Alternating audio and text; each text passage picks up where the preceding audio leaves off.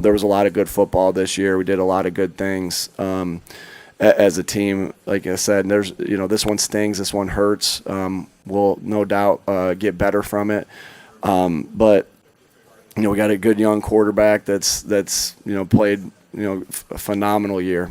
Just a phenomenal year, and good offensive line, good defense. It just all accounts, and we'll like I said, we know we have the right people in place, and then just this organization's a special organization that there's a lot of special people in this organization led by Mr. Lurie. Nick Sirianni heads into year 3 as the head coach of the Philadelphia Eagles. Now, the Philadelphia Eagles have not had abundance of head coaches. We have not switched head coaches every other year, but there is one similar thing that I think was very interesting when reading about it. In year 3, the Eagles head coaches seem to have a decline. There's only 2 head coaches that I can look at and say that wasn't the case, but I want to talk about Nick Sirianni and what might make him different this time in year 3 for the Eagles. Let's talk about it. You want Philly food?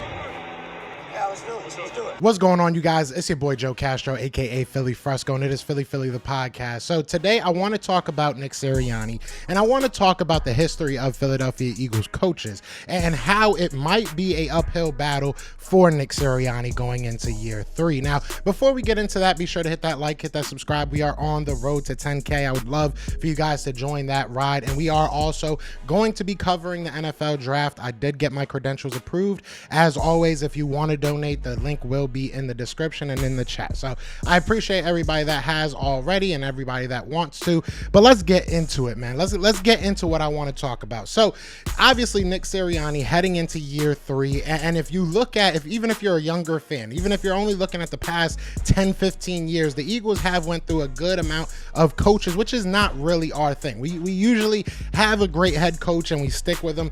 Over the past 10 years, especially, we have really been going through coaches and we just haven't been able to find that guy, right? We just haven't been able to do it. A lot of people feel like Nick Sirianni might be that guy from the presence that he has, from the, just the culture that he's built, from the mindset that he has as an offensive guru, almost, you want to say, right? I think that there's a lot of things that you look at Nick Sirianni and you're very hopeful that he's not going to fall into the trap that a lot of our other coaches have fell into. Now, what is the trap that I'm talking about? All right. And shout out to Ruben Frank put out an article and it really got my wheels turning. So shout out to him. I'll post a link to that article. I definitely suggest you guys go read it. But he went through but he went through most of the head coaches for the Philadelphia Eagles, especially the ones that did well. He went through Rich Kotite, who in his second year went 11-5, that being his last winning season. He talked about Ray Rhodes winning 10 games and made the playoff that year, that again being the last winning season under Rhodes. Then he talked about Chip Kelly. We all know the Chip Kelly experiment was no fun. It was just ridiculous. He won 10 games back to back, and he was fired the next year. He was fired before the next year even ended, which was unprecedented. The Eagles really don't do that. Pat Shermer, I think, was our coach for like a game or two. The Eagles rarely, if ever, I can't think of a last time that they've fired a coach in season. That's just not really their thing. They did it with Chip Kelly after 2 winning seasons, obviously making the playoffs in one of those seasons.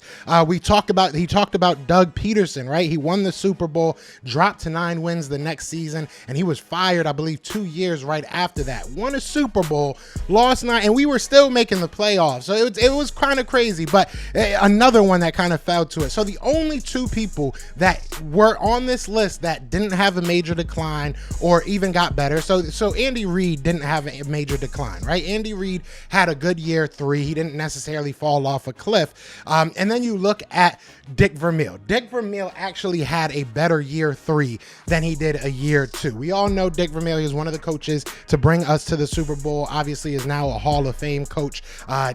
Great guy. I mean, I've been able to speak to a lot of people that know him personally, right? I've had Dante Hall on the show and everything, and he's glowed about him. So a great guy. I'm excited for him being in the Hall of Fame, but he is the only head coach for the Eagles to not have a terrible year 3, and in essence, he actually got better. Now, what does that mean for Nick Sirianni? Obviously, history is history. It is what it is. Sometimes has a funny way of repeating itself. But what makes Sirianni different? I'll tell you what makes Sirianni similar to the two head coaches I just said, right? And more specifically, Andy Reid.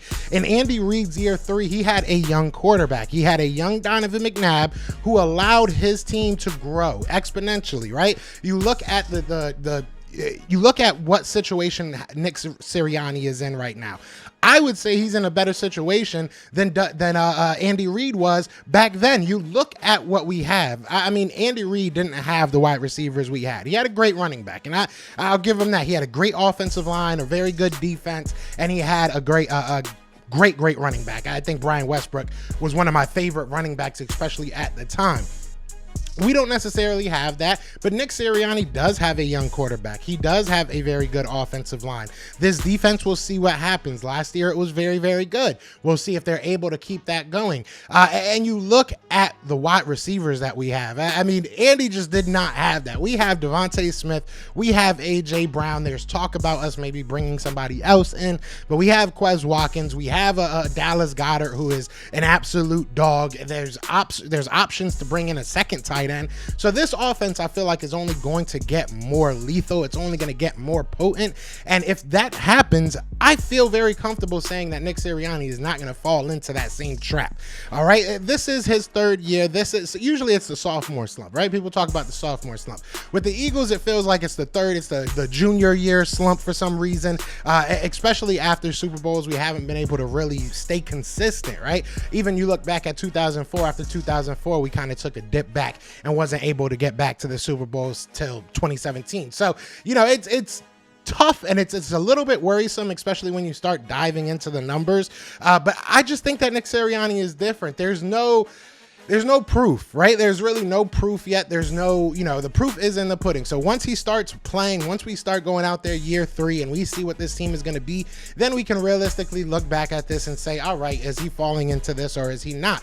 But I think that it's going to be different. I feel good about this team. I feel good about what Howie is trying to do this offseason. I feel good about the options we have in the draft. And I feel good about our franchise quarterback. I really do. So I wanted to talk about this because I think this is going to be very interesting, and I wanted to start this conversation. So you guys let me know what you think in the comments. Do you think that Nick Sirianni is going to fall into this junior year slump, or do you think he'll be a little bit different? Is this going to be the next Andy Reid?